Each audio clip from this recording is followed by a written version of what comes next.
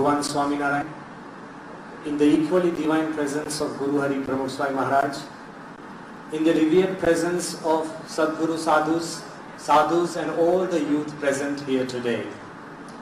We welcome you, Dr. APJ Abdul Kalam, to this large youth gathering. Give him a big hand.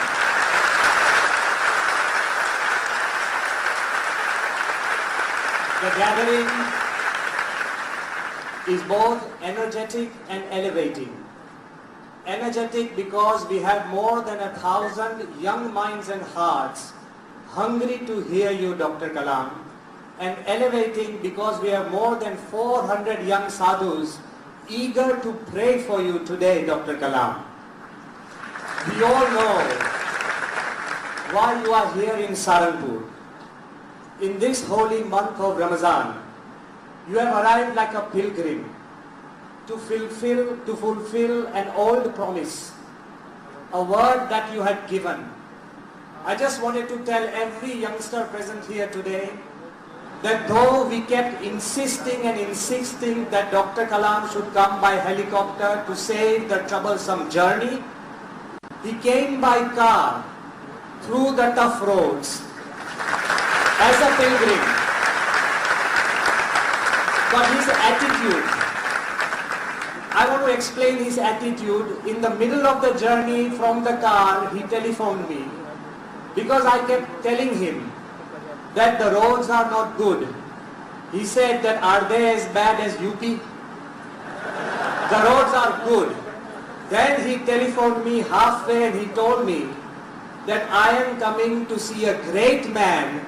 This is the most beautiful road I am traveling. This is the most important attitude of Dr. Kalam.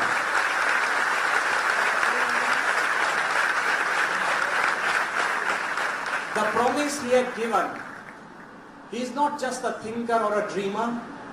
The promise that he had given, the goal that he sets, he has a habit of achieving them in time.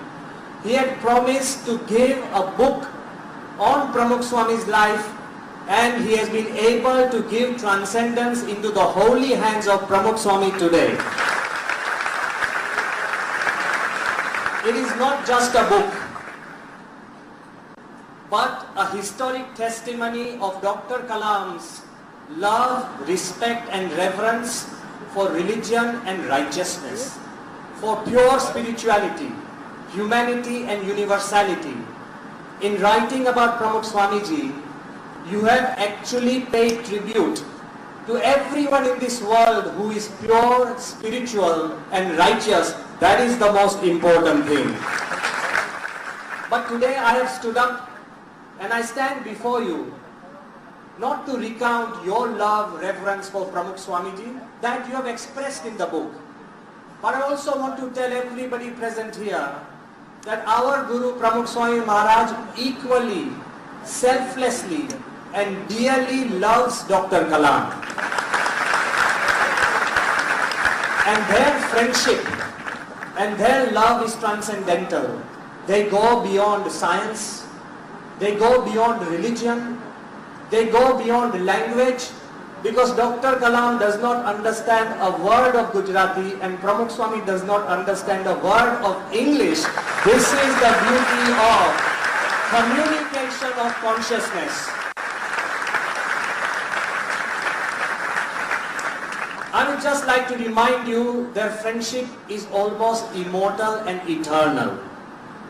On that day of 30th June in 2001, when you had come with your friend Dr. Y.S. Rajan, and when you had laid bare the plans for India 2020, and you had explained to Pramukh Swami that there are 5 areas that India should develop, Pramukh Swami, of course, with great love and clarity had told you that add a 6th area, faith in God. But I want to remind you, Dr. Kalam, that what you have not written in the book or what you privately told us, we talked a lot about your love and friendship. After the meeting, when you were taken to and served food, you told the sadhus that you are reminded of a beautiful quote from Sant Thiruvalluvar. And you had said That ancient quote from Sant Thiruvalluvar, he says that if you have pain and it is deep in your heart and it does not go away for days and weeks and months and decades, but when you are sitting next to a cosmic divine energy, that pain will disappear. And you had said that you had a little pain which disappeared in the presence of the cosmic divinity of Pramukh Swami Maharaj, and that is something which is eternal. But I also want to tell you what happened on the other side. You were telling us this, but at that time after meeting you, Pramukh Swami went to his bedroom. His health wasn't that good. The attendants, Pujya Yogichan Swami, was taking his pulse and his BP. Normally Swami has to be given some medicine. But at that time, Swami's pulse was perfect, his BP was perfect. The sadhus asked that, Swamiji, why without medicine your health has improved? And Pramukh Swami said, because we have met such a great, a kind and a righteous person who is like a rishi. Just as you love Pramukh Swami's health improves by looking at you. So we ask you to come again and again to see Pramukh Swamiji as your love and his love for you. You have not just met him once. It was 2001, 2002, 2004, 2005, 2006, 2010, 2014. Multiple times you have talked to him on the phone. Whether he's having a heart issue, whether he's living, whether the first pacemaker was placed and you found him right in the operating room. You have taken great care and you have expressed great love for Pramukh Swami. But you have not left a single person who is your friend without telling him to visit Akshardham or meet Pramukh Swami. I would like to just quickly remember late Sri R.K. Lakshman, who was your very dear friend. Once you phoned me from Rashtrapati Bhavan and said that I have a very good friend, he will come and see Akshardham. Then you told me that take very good care of him. R.K. Lakshmanji came, he saw Akshardham for half a day, then he thought of coming again, so you called me again and you told me it is very rare that R.K. Lakshman goes to the same place twice. He kept seeing the movie of Nilkant in his mind. He wanted to finish it. After seeing and after being impressed by Akshardham, we took him to Pramukh Swami. R.K. Lakshman did not know who Pramukh Swami was. And actually he did not want to meet him. He said, why should I meet him? Then he asked me, has Dr. Kalam met him? I said many times. He said, yes, that if my friend meets him, I will meet him. He came to meet Pramukh Swami just because of friendship of yours. But then, after meeting Swami, Swami was totally silent. R.K. Lakshman started crying and crying and crying and crying. He told me there is a flood of peace coming from the silence of Pramukh Swami. A flood of peace. Then he said that, was I actually crying? I said, yes. He said, well, can you give me some photographs of me crying because my wife will be happy to see me cry. This is R.K. Lakshman. So, after leaving Akshardham, he told me that I am going to go back and tell Dr. Kalam, President Kalam, that I have met one of the finest people on this earth that I met Pramukh Swami. At 12 o'clock at night, you called me and you told me that miracles still do happen because people change. I want to remind all of us here today that it is a great miracle.